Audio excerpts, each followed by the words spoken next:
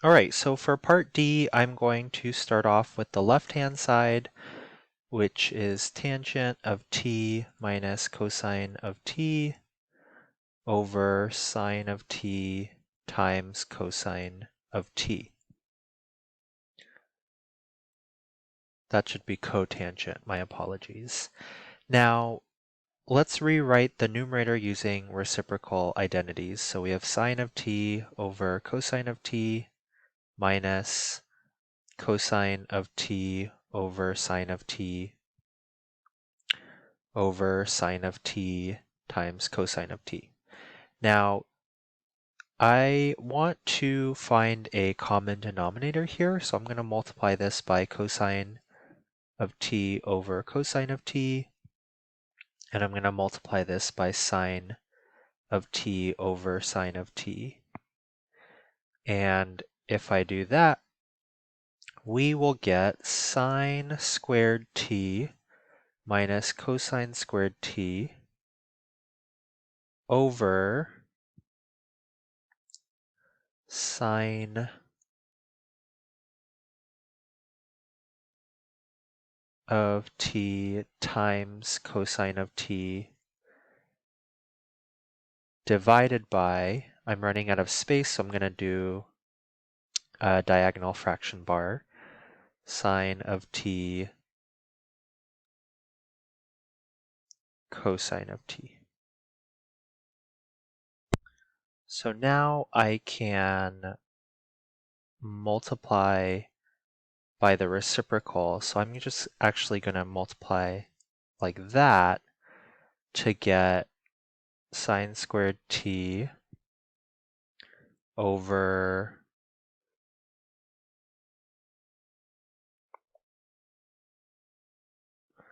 sine squared t cosine squared t minus cosine squared t over sine squared t cosine squared t. Okay, so now this will divide with that, and this will divide with that, and we'll be left with 1 over cosine squared t minus 1 over sine squared t. And then using the reciprocal identities, that's going to equal secant squared t minus cosecant squared t, which is equal to the right-hand side. And that's what we wanted. So put my little symbol, and we are done with example D. Okay, so let's start with the left-hand side here, and I'm going to rewrite this as 1 over cosine of x plus sine of x over cosine of x over 1 over cosine of x minus sine of x over cosine of x. So every single term on the left-hand side, those are all rewritten using reciprocal identities. And now we have a bunch of common denominators, so I can start combining stuff. So I would get 1 plus sine of x over cosine of x times cosine of x. I'm kind of skipping a little bit here. I ended up taking the denominator and multiplying it by the reciprocal, so then these cosines will cancel out, and I am left with 1 plus sine of x over 1 minus sine of x. And from here, I'm going to do something a little bit funky, but I'm going to multiply the top and the bottom.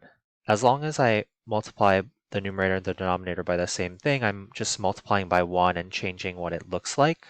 So this is sometimes a trick as well, multiplying a fraction by 1. And if I multiply the numerators together, that ends up being 1 plus sine of x quantity squared over 1 minus sine squared x. And so I can FOIL the numerator, and that's going to become 1 plus 2 sine of x plus sine squared x. And then the denominator I can rewrite using a Pythagorean identity.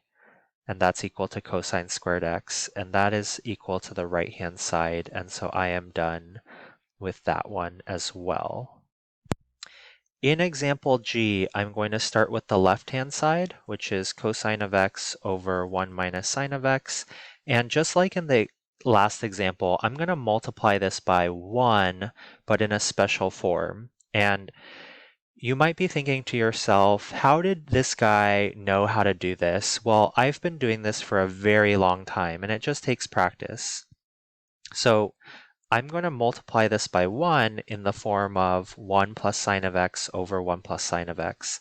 And if I do that, then I'm going to get cosine of x times 1 plus sine of x over 1 minus sine squared x.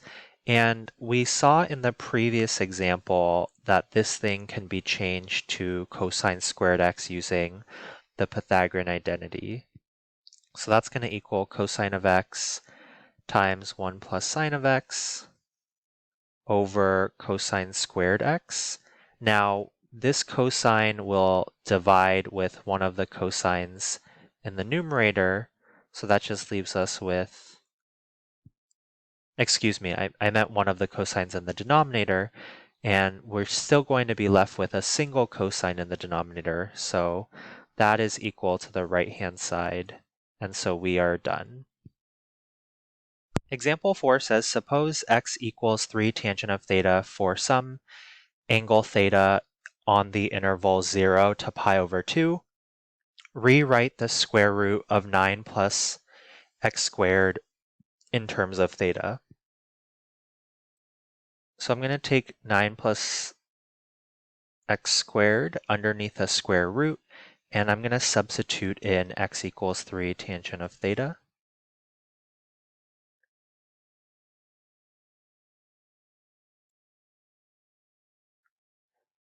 And then that's going to simplify. If we square the thing inside the parentheses, that's going to be 9 tangent squared theta. And now I can factor out a 9 from both terms. And now I can rewrite this as the square root of 9 times the square root of 1 plus tangent squared theta, like that. And the square root of 9 is 3, and I can rewrite the 1 plus tangent squared theta as secant squared theta, because that is one of the Pythagorean identities. And now I can take the square root of that, and that just is going to be secant of theta. And that is much simpler than what we started with, and now it's only in terms of theta. So that completes this example.